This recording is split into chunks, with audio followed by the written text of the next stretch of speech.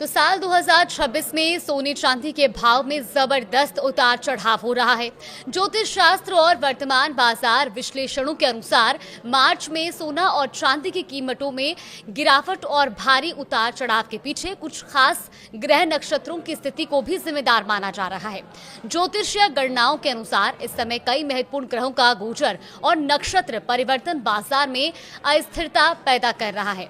तो ऐसे में सबसे बड़ा सवाल ये भी है कि क्या पूरे साल में सोने चांदी के भाव में उतार चढ़ाव रहने की संभावना है। और आज इन्हीं तमाम सवालों पर बातचीत करने के लिए हमारे साथ मौजूद हैं ज्योतिषाचार्य शिवानी शर्मा जी। बहुत बहुत स्वागत है आपका न्यूज़ 18 में। Thank you so much. जय माता दी। जय माता दी। शिवानी जी, हम साल की शुरुआत से ही देख रहे हैं, जनवरी में जहां अपनी ऑल टाइम हाई पर गोल्ड सिल्वर पहुंच चुका था, अब उसमें एक जबरदस्त गिरावट देखी गई और अभी भी फ्लक्चुएट हो रहा है गोल्ड सिल्वर का प्राइस। तो सबसे पहला सवाल आज मैं आपसे यही करना चाहूंगी कि गोल्ड सिल्वर के रेट में मार्च में इतना उतार चढ़ाव देखने को मिला, क्या इसके पीछे कोई ज्योतिष कनेक्शन भी है? Yes definitely. अगर मैं बात करूं, देखिए आप देखिए इस टाइम पे इतना उतार चढ़ाव हम सभी को देखने को मिल रहा है, क्योंकि कहीं ना कहीं इसके पीछे एस्ट्रोलॉजिकल कारण भी है।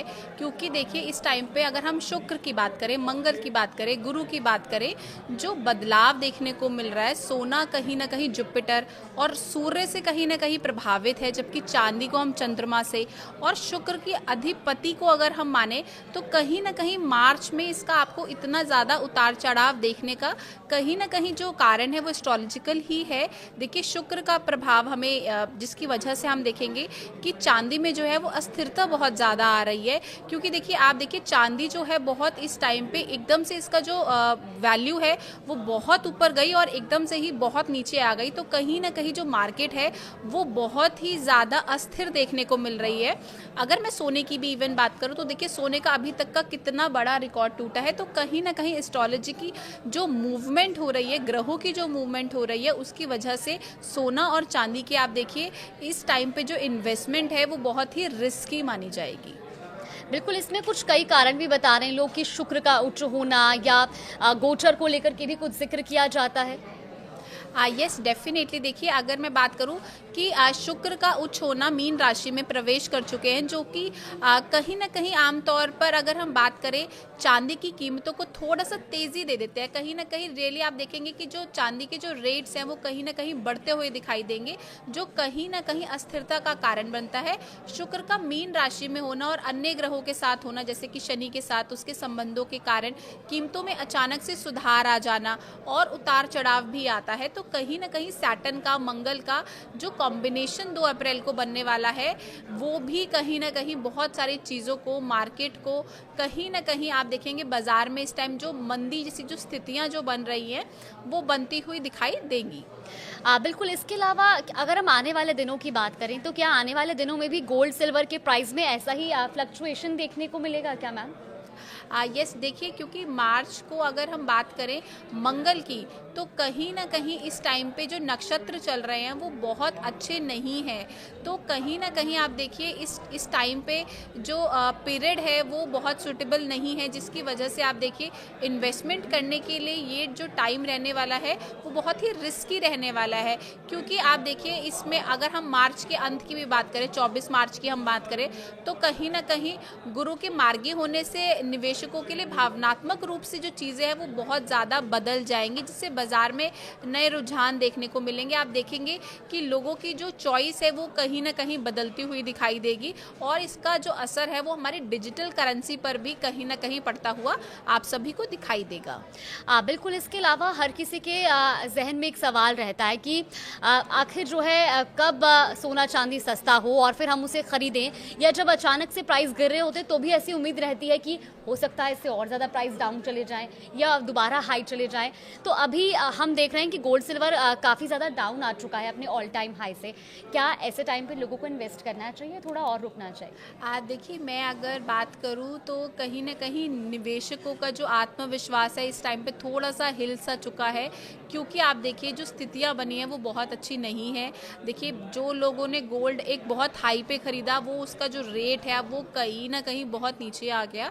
लेकिन लेकिन मैं आपको बता दूं कि जो गोल्ड है वो कभी भी बहुत नीचे नहीं जाएगा। बुध की जो स्थिति है वो 9 मार्च के आसपास आप देखेंगे कि जो चीज़ें हैं वो ऑटोमेटिकली अपने आप ही हाई पे जाने लगेंगी। कहीं ना कहीं जो स्थिति, अगर मैं करंट सिचुएशन की बात करूं तो कहीं ना कहीं गुरु का कर्क राशि में उच्च का होने से और शनि और मंगल की युति के अनुसार कहीं ना कहीं आप देखेंगे चीज़ों में फेरबदल आएगा।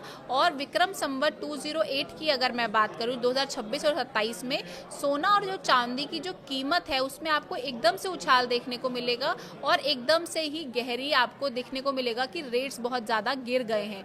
तो कहीं ना कहीं जो टाइम है बहुत ही रिस्की टाइम है, आपको बहुत सोच समझ कर इसमें इन्वेस्ट करना चाहिए क्योंकि गुरु अतिचारी भी है। तो कहीं ना कहीं आप देखिए अभी जो कीमतें थी वो 1.80 लाख प्रति 10 ग्राम के आसपास का था, जो कहीं ना कहीं अगर हम बात करें गणनाओं के अनुसार भी तो 2026 और 27 की जो शुरुआत हुई थी उसमें 2.40 समथिंग तक चला गया था, जो 3 लाख तक जाने की संभावना भी देखी गई थी। मार्केट के अगर मैं बात करूं तो कहीं ना कहीं ये जो टाइम रहने वाला है ये बहुत ही आप देखेंगे इस टाइम पे बहुत ही रिस्क फैक्टर बहुत बढ़ जाता है और बाजार में मार्केट में कहीं ना कहीं क्रैश होने की जो संभावनाएं हैं वो दिखाई दे रही हैं। बिल्कुल। अच्छा, तो यानी कि अब जो आने वाले समय की हम बात करें या अगर 2026 के मंथ की बात करें तो इसमें भी प्राइस में फिर दोबारा एक बार फ्लक्चुएशन हमें देखने को मिलेगा। डेफिनेटली हमें देखने को मिलेगा क्योंकि देखिए इस टाइम पे जैसे मैंने अभी पहले भी बताया कि कीमतें 1 लाख से 1.10 तक का जो स्तर है वो गिर सकता है और अप्रैल 2026 में आप देखेंगे कहीं ना कहीं आपको सुधार होता हुआ दिखाई दे सकता है। जहां तक मैं अगर भाव की बात करूं तो वो 95 से 1 लाख के बीच में कहीं ना कहीं ये जो गोल्ड का रेट है वो आपको स्टक होता हुआ दिखाई देगा। लेकिन आपको बहुत बड़ी इन्वेस्टमेंट करने से फिर भी बचना चाहिए क्योंकि मार्केट और अभी जो स्थितियां चल रही हैं, युद्ध की स्थितियां चल रही हैं, तो मार्केट इस टाइम पे बहुत ही रिस्की है। तो यू शुड बी, जब आप इन्वेस्ट करते हैं तो आपको बहुत ही सारे फैक्टर्स देखकर तभी बड़ी इन्वेस्टमेंट डालनी चाहिए। अच्छा, एक बड़ा सवाल यहाँ पर ये भी शिवानी जी कि सोने चांदी के रेट में गिरावट का ज्योतिष कारक क्या माना जाता है? देखिए अगर मैं एस्ट्रोलॉजी की बात करूं तो कहीं ना कहीं चांदी की कीमतों में आप देखिए गिरावट आ रही है। तो कहीं ना कहीं इन धातुओं का जो कारक ग्रह की अगर मैं बात करूं तो आप देखेंगे कि कहीं ना कहीं जो स्थितियां बन रही हैं वो बहुत कमज़ोर स्थिति बन रही है। तो सोने और चांदी के रेट में गिरावट का जो मुख्य कारण है वो कहीं ना कहीं गुरु और सूर्य का, गुरु का नीच राशि में होना। जब बृहस्पति गुरु और मकर की राशि में नीच के हैं तो कहीं ना कहीं आप देखेंगे सोने की कीमतों में आपको भारी गिरावट या मंदी आती है कहीं ना कहीं। तो कहीं ना कहीं गुरु का अस्त होना, जब गुरु सूर्य के अत्यंत करीब आकर अस्त हो जाते हैं तब उनकी शक्ति कम हो जाती है, जिससे सोने के जो मांग है और जो कीमत है दोनों ही घट जाती है। तो कहीं ना कहीं सूर्य पर राहु केतु का प्रभाव होना, यदि सूर्य पर राहु या केतु की दृष्टि हो या सूर्य ग्रहण का समय हो तो अचानक से पैनिक बोल सकते हैं, एक तरीके से सेलिंग बन जाती है, जिसमें आप देखेंगे भारी गिरावट आती है। गुरु का वक्री होना, गुरु का वक्री होने पर बाजार में बहुत सारी डिसीजंस जो होते हैं वो अनिश्चितता की तरफ हो जाते हैं कहीं ना कहीं। तो कहीं ना कहीं जिसकी वजह से आप देखिए कई बार कीमतों में ऊंचे स्तर से नीचे आपको चीज़ें गिरती हुई दिखाई देंगी। बिल्कुल। और इसके अलावा चांदी की अगर हम फ्लक्चुएशन की बात करें तो इसके पीछे क्या चंद्रमा और शुक्र को सबसे ज़्यादा वजह मानी जाती है? डेफिनेटली कहीं ना कहीं देखिए अगर जो चांदी है उसके लिए हम शुक्र और गुरु को मानते हैं, तो कहीं ना कहीं जब शुक्र कन्या राशि में नीच राशि में है होते हैं तो कहीं ना कहीं चांदी की जो चमक है वो थोड़ी सी फीकी पड़ जाती है और रेट गिरते हैं। चंद्रमा की जो स्थिति है, चंद्रमा कहीं ना कहीं मन और नकदी का, कैश का भी कारक माना जाता है। जब चंद्रमा कहीं ना कहीं वृश्चिक यानी स्कॉर्पियो राशि में नीच में होते हैं तो कहीं ना कहीं आप देखेंगे कि चांदी का जो रेट है बाजार में, मार्केट में, वो कहीं ना कहीं थोड़ा सा गिर जाता है। और जब शनि और शुक्र की युति होती है तो कहीं ना कहीं एक राशि में, तो कहीं ना कहीं आप देखेंगे प्रभाव इसका ऐसा होता है कि जो मांग है वो घटने लग जाती है और लोग डर से भी, आप थोड़ा डरने की वजह से भी कभी ना कभी आप देखेंगे चांदी के जो दाम है वो गिर जाते हैं। अच्छा, अब सोने चांदी की कीमतें आगे गिरेगी या एक नया रिकॉर्ड बनाएगी? ज्योतिष गणित इस पर क्या कहता है?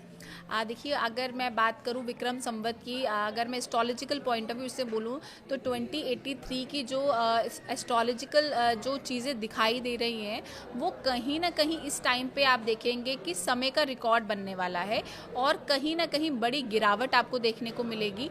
और आप देखेंगे कि आपको मार्केट में इस टाइम पे या तो चीज़ें बहुत हाई पर जाती हुई दिखाई देंगी या बहुत ही नीचे आती हुई दिखाई देंगी, जो कहीं ना कहीं मार्केट का जो रिकॉर्ड है वो आप बहुत तेज़ी आपको देखने को मिलेगी, क्योंकि गुरु का राशि परिवर्तन है जो कि 2 जून को है, जो कि बृहस्पति सोने का कारक है। जब अपनी उच्च की राशि में कर्क में प्रवेश करेगा तो सोने की कीमत में ऐतिहासिक उछाल आएगा, डेफिनेटली आएगा। आप देखिए कि अगर मैं एस्ट्रोलॉजिकल अपना पॉइंट ऑफ व्यू बोलूं तो कहीं ना कहीं जो समय होगा वो जो गोल्ड का जो रेट होगा वो 1.50 से 2 लाख के आसपास आपको देखने को मिलेगा। जो स्तर जो अगर हम बात करें तो 5 से 7% तक का जो स्तर है गोल्ड के रेट्स में वो आपको बढ़ता हुआ दिखाई देगा। और शुक्र और चंद्रमा की स्थिति जो चांदी का जो कारक माना जाता है, तो कहीं ना कहीं जब शुक्र जब मजबूत स्थिति में होगा तो डेफिनेटली आप देखेंगे जो चांदी का जो रेट है वो आपको बढ़ता हुआ दिखाई देगा और कहीं ना कहीं चांदी भी जो है 2 से 3 लाख के आप देखेंगे पार जाकर रिकॉर्ड बना सकती है। तो यानी कि कुल मिलाकर के अब आने वाले समय में यानी कि जून के बाद इन दोनों ही धातुओं में एक बार फिर से उछाल देखने को मिल सकता है। यस, डेफिनेटली हम देखेंगे, क्योंकि देखिए ये दोनों ऐसे ही चीज़ें हैं। अगर मैं बात करूं मंगल और शनि की, तो कहीं ना कहीं अप्रैल से आप देखिए जो स्थितियां हैं वो थोड़ी सी बिगड़ सकती है। जैसे हमने अभी बात करी थी कि युद्ध की जो स्थितियां हैं वो बनती हुई दिखाई दे रही हैं। अगर मैं पॉलिटिकल पॉइंट ऑफ व्यू से बात करूं तो कहीं ना कहीं आप देखेंगे कि चीज़ों में संधि भी होती हुई कहीं ना कहीं दिखेगी, क्योंकि क्योंकि जो युद्ध की जो स्थितियां अभी चल रही हैं वो कहीं ना कहीं आप आने वाले टाइम में देखेंगे थोड़ी सी कम होती हुई दिखाई देंगी। बिल्कुल, और ऐसे में लोग इसको निवेश के लिए एक सुरक्षित जरिया भी मानेंगे सोने और चांदी को, और इसीलिए दोबारा से इजाफा भी देखने को मिल सकता है। डेफिनेटली आपको देखिए ये एक ऐसी चीज़ है जो कभी भी पूरी तरीके से मार्केट से ख़त्म नहीं हो सकती, गिर नहीं सकती, क्योंकि हम अगर बीइंग अ फीमेल सबको गोल्ड बहुत प्यारा है और ज़्यादातर औरतें जो हैं उनके लिए गोल्ड में इन्वेस्ट करना या गोल्ड के गिफ्ट मिलना उनके लिए बहुत ही एक अच्छी चीज़ मानी जाती है। और अगर मैं एस्ट्रोलॉजिकल भी पॉइंट ऑफ व्यू से बात करूँ तो आप देखेंगे कि जो चीज़ों में आपको बढ़ोतरी ही दिखाई देगी। तो देखिए यानी कि कुल मिलाकर के अगर आप सोने चांदी पर अभी निवेश करने का प्लान कर रहे हैं या खरीदारी करने का प्लान कर रहे हैं तो अभी फिर भी उनके दामों में गिरावट ज़रूर देखी जा रही है, लेकिन आने वाले समय में एक बार फिर से इनके दामों में तेज़ी देखने को मिल सकती है। तो अगर आप खरीदारी करना चाह रहे हैं और ज्योतिष कारणों की हम बात करें तो काफ़ी ज़्यादा बदलाव आने वाले समय में देखने को मिलेगा। आप अपने एक्सपर्ट से भी एक बार राय लेकर के खरीदारी का प्लान कर सकते हैं। फिलहाल आपका बहुत बहुत शुक्रिया शिवानी जी, इतनी अच्छी जानकारी दर्शकों को देने के लिए।